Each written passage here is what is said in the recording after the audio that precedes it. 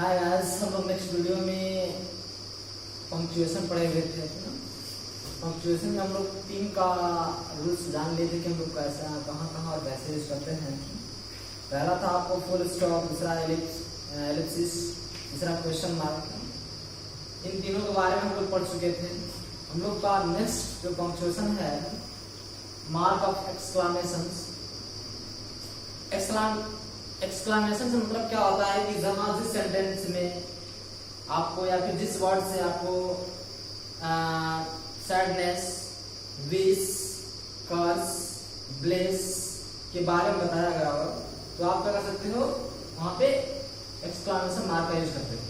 मैं वहां पर लिखवाया भी हूं कि ये जिस सेंटेंस, क्लाउड्स, फ्रेज या सिंगल वर्ड से अति आश्चर्य, अति दुखी, अति दुख, अति प्रशंसा या कामना का भाव प्रकट हो, तो वहां हम लोग मार्क ऑफ एक्सक्लामेशन यूज करते हैं। मार्क ऑफ एक्सक्लामेशन ऐसा होता है, एरो खींच करके नीचे एक बिंदु होता है, इसी बोलते हैं मार्क ऑफ एक्सक्लामेशन। चला कुछ एग्जांपल है, hurrah we have on the match. क्या बात है, हम लोगों ने मैच जीत लिया। यहाँ पे देखो आपको मार्क ऑफ एक्सक्लामेशन लगा हुआ है। क्यों? क्योंकि ये जो हुर्रा कह रहा है, वो क्या कर रहा है कि अपनी प्रसन्नता को बता रहा है, अपनी एक्साइटमेंट को बता रहा है, अपनी प्लेजर को बता रहा है। तो यहाँ पे हुर्रा के बाद हम लोग मार्क ऑफ एक्सक्लामेशन लगाया हुआ है। नेक्स्ट है आपको वाओ यू आर ग्रेट। मतलब क्या कर रहे हैं कि मतलब पूरी अति वंडरफुल है। मान लो आप किसी चीज को देखते हो और आप पूरी तरह से आश्चर्यचकित हो जाते हैं, तो हम लोग क्या लगाते हैं, mark of exclamation, wow you are great. ये यहां तक खत्म हो जाता है मार्क ऑफ एक्सक्लामेशन का यूज।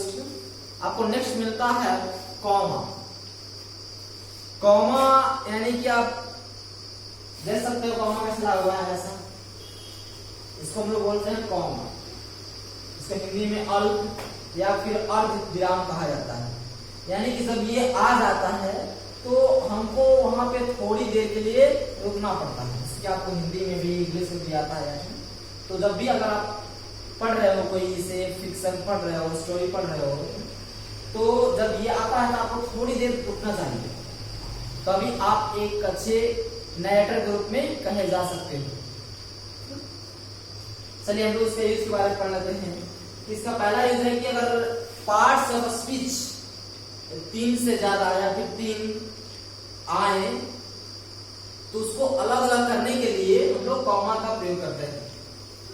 पार्ट्स ऑफ स्पीच यानी कि पार्ट्स ऑफ स्पीच क्या होता है, नाउन, प्रोनाउन, एडजेक्टिव जो भी आता है ना, आपको पार्ट्स ऑफ स्पीच के अंदर अगर ये 3 से अधिक आए तो हम लोग इनको मतलब 3 को अलग अलग करने के लिए हम लोग कॉमा का यूज करते हैं। चलिए देखिए हम लोग एग्जांपल है मेरे पास, she is dedicated, sincere and honest lady. देखो सी इज डेडिकेटेड, यहां तक कॉमा लगा हुआ है, कॉमा लगा हुआ, सिंसियर एंड ऑनेस्ट लेडी। आप देख सकते हो कि यहाँ पे आपको जो एग्जांपल है,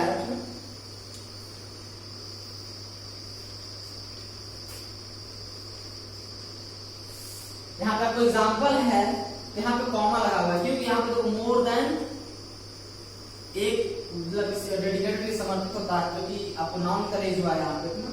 तो डेडिकेटेड, सिंसियर और ऑनेस्ट लेडी क्या है, नाउन है तीनों, और तीनों को अलग अलग करने के लिए हमको यहाँ पे एक कॉमा और यहाँ पे एक एंड का यूज करना पड़ा। अगर 3 से ज्यादा हो जाएगा तो हम लोग 2 कॉमा का यूज करेंगे, 4 से ज्यादा तो लोग 4 मतलब 3 कॉमा का यूज करेंगे ना। इससे हम लोग कॉमा का यूज कर रहे हैं। चलिए नेक्स्ट आपका यूज है कि यदि कोई एडजेक्टिव है, एडवर्ब है, पार्टिसिपल है, मतलब पार्टिसिपल फ्रेज है, यदि वो सेंटेंस के पहले आ जाता है, सेंटेंस के शुरू में आ जाता है, तो उसको सेंटेंस से अलग रखने के लिए हम लोग कॉमा का प्रयोग करते हैं।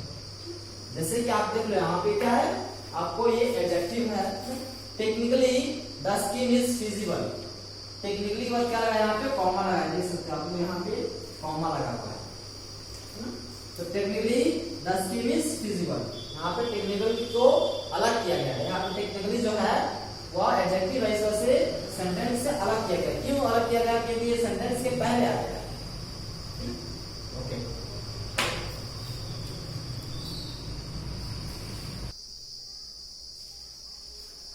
अभी हम लोग कॉमा का यूज पढ़ रहे हैं, जिसमें कि हम लोग ने दो रूल्स देख लिए कि कॉमा का यूज जो है कहाँ कहाँ होता है, आगे हम लोग देख रहे हैं। वो आगे है कीवर्ड्स ऑफ एड्रेस इंटरजेक्शंस, जैसे कि oh, yes, no, however, nevertheless, still, anyway, well, why, frankly, reality, moreover, incidentally, etcetera. ये सब क्या होता है कि जब सेंटेंस के शुरू में आते हैं तो इनको सेंटेंस से अलग करने के लिए कॉमा का प्रयोग किया जाता है। जैसे में आप देख सकते हो कि why you can't say no, why you can't say no, why को अलग करने के लिए कॉमा यहाँ दिया गया है। क्यों? क्योंकि ये सेंटेंस के स्टार्ट में आया है, किस तरह आया है? इंटरजेक्शन की तरह आया है। तो हम लोग why को सेंटेंस से अलग करने के लिए कॉमा लगा दिए हैं।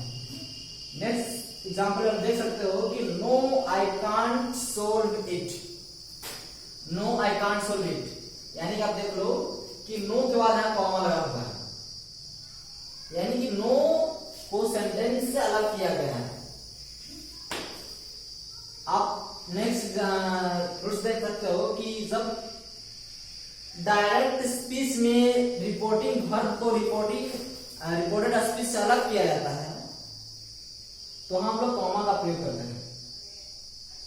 रिपोर्टिंग वर्ब क्या होता है कि जो इन्वर्टेड कॉमा के बाहर वाला होता है। रिपोर्टेड स्पीच इन्वर्टेड कॉमा के अंदर वाला होता है। इन्वर्टेड कॉमा के अंदर वाला ये है क्या हुआ? रिपोर्टेड स्पीच, बाहर वाला ये है तो रिपोर्टिंग वर्ब। इसको उससे अलग करने के लिए यहाँ पे कॉमा लगाया जाता है, देख सकते हैं आप, यहाँ कॉमा लगा हुआ है। He said to me, comma, I will come on Monday। तो यानी कि रिपोर्टेड स्पीच को रिपोर्टिंग वर्ब से अलग करने के लिए कॉमा का प्रयोग किया जाता है। आप नेक्स्ट देख सकते हो या रूल्स की, आप जब सेंटेंस आता है तो उसमें बहुत सारे छोटे छोटे कोऑर्डिनेटिंग क्लॉज होते हैं। उन सब कोऑर्डिनेटिंग क्लॉज को अलग करने के लिए, साफ साफ बनाने के लिए, अलग करने के लिए हम लोग क्या करते हैं? कॉमा का प्रयोग करते हैं। जैसे एग्जाम्पल आप देख सकते हो कि he sold his house, sold his furniture, rented his computer and left his city। यानी कि क्या इसका मतलब हुआ कि उसने अपनी घर बेच दी, अपनी फर्नीचर बेच दिया, अपना कंप्यूटर रेंट पर दे दिया और अपने शहर छोड़ दिया। यानी इन सब छोटे छोटे क्लॉज को, कोऑर्डिनेट क्लॉज को अलग करने के लिए कॉमा का प्रयोग किया जाता है। देखो आपको यहाँ कॉमा लगा हुआ है, यहाँ कॉमा लगा हुआ है, यहाँ कॉमा लगा हुआ है।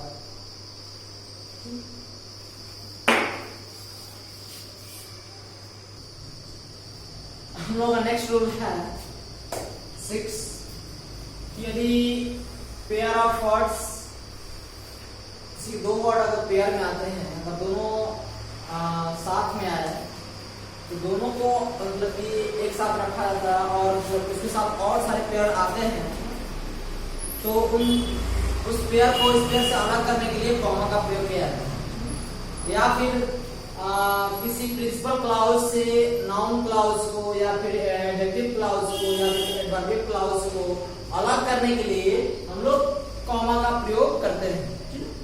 जैसे कि आप एग्जांपल दे सकते हो कि he is intelligent and trustworthy, devoted and dedicated, sincere and honest।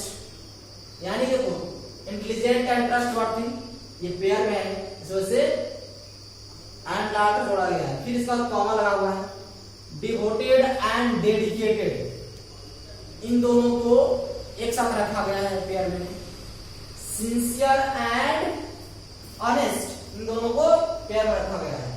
देखो आप यहाँ पे कॉमा है, यहाँ पे कॉमा है और इसके बाद फुल स्टॉप है। यानी कि जब पेयर को अलग करने के लिए हम लोग कॉमा का प्रयोग करते हैं। अरे बोला कि प्रिंसिपल क्लॉज से नाउन क्लॉज को, एडवर्बियल क्लॉज को, एडजेक्टिव क्लॉज को अलग करने के लिए कॉमा का प्रयोग किया जाता है। यहाँ देखिए, how he passed is important of controversy. वैसे आप लोग जानते हैं 14 जून को शांति राजपूत ने मतलब आत्महत्या कर लिया, सुसाइड कर लिया। तो उसी पे एग्जांपल कि हाउ ही पास्ट, वो कैसे मरे, is a point of controversy. ये जो बिंदु है वो कंट्रोवर्सी के बन गया है कि वो सच में सुसाइड है कि नहीं है। इन यहाँ पे हम लोग सेकंड में यहाँ पे मतलब कि देखो ये सेंटेंस है, इसको एडवर्ब क्लॉज है ये, और इसको सेंटेंस से अलग करने के लिए यहाँ पे कॉमा रखा गया है। आपको नेक्स्ट है कि वाक्य के बीच में वर्ड्स, फ्रेजेस, क्लाउज को अलग करने के लिए कॉमा का प्रयोग किया जाता है। जैसे आप देखो कि the treaty as everybody knows may be sign today. यहाँ देखो ट्रीटी पर कॉमा लगा हुआ है, क्यों? क्योंकि यहाँ पे जो है सेंटेंस ये वाला कि एज एवरीबॉडी नोज, ये अलग सेंटेंस है लेकिन इसको बीच में डाल दिए हैं ना, क्योंकि ये फ्रेज की तरह काम कर रहा है, क्लाउज की तरह काम कर रहा है। तो यहाँ पे इसको अलग करने के लिए हम लोग कॉमा का प्रयोग किए हुए हैं। तो मे बी साइंड, ये हमारा जो सेंटेंस है पूरा ट्रीटी मे बी साइंड, लेकिन ये अलग से सेंटेंस आया है, इसको मतलब कि क्लाउज की तरह आया है, जिसको हम लोग बीच में रखते हैं। तो दोनों तरफ हम लोग कॉमा लगाएंगे, देखो यहाँ पे कॉमा, यहाँ पे कॉमा, ताकि ये सेंटेंस से अलग दिखे। आपका नेक्स्ट रूल है कि अगर कोई सेंटेंस में कोई वर्ड होता है वो बार बार रिपीट होता है, यानी कि वो क्या हो रहा है कि इंपॉर्टेंस बनते जाता है। जब किसी भी वर्ड को आप सेंटेंस से बार बार रिपीट करते हो, इसका मतलब क्या होता है कि वो वर्ड का इंपॉर्टेंस उस सेंटेंस में ज्यादा है। तो उसको बताने के लिए आप मतलब उसको अलग अलग करने के लिए कॉमा का प्रयोग करते हैं। जैसे कि आप देखते हो, दिख रहा है come come don't delay, come comma come, यहाँ पे सेमीकोलन है, तो यहाँ कम के बाद कॉमा लगा हुआ है, फिर कम, यानी कि दो वर्ड रिपीट करते हुए आए तो उसको अलग करने के लिए हम लोग कॉमा का यूज करते हैं। यहाँ देख सकते हो try, try and try again, यहाँ देखो ट्राई के बाद कॉमा लगा हुआ है, ट्राई एंड ट्राई अगेन, यानी कि जब दो वर्ड या मतलब दो से अधिक वर्ड साथ में आते हैं एक ही वर्ड, उसको अलग करने के लिए हम लोग कॉमा का प्रयोग करते हैं।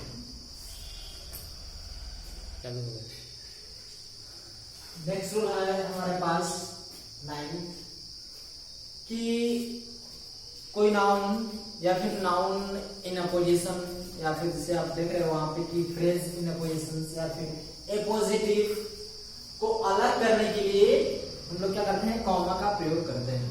जैसे आप देख सकते हो नाउन इन अ पोजीशन क्या होता है कि जो आप उर्फ लिखते हैं ना, आपका सब नेम होता है, इसी को बोलते हैं हम लोग नाउन इन अपोजिशन। तो उसके बाद हम लोग कॉमा का प्रयोग करते हैं। यहाँ देख लो आप लोग, अकबर कॉमा लगा है, द ग्रेट किंग कॉमा, यानी कि यहाँ पे जो आया है द ग्रेट किंग, इसको अलग किया गया है। Was a great religious scholar also, वह महान राजा तो था ही, उसके साथ साथ एक महान धार्मिक भी था। यहाँ पे देखो द ग्रेट किंग को अलग किया गया है, दोनों तरफ कॉमा लगा करके, दोनों तरफ कॉमा लगा करके द ग्रेट किंग को क्या किया गया है, मतलब कि वहां से अलग किया गया है।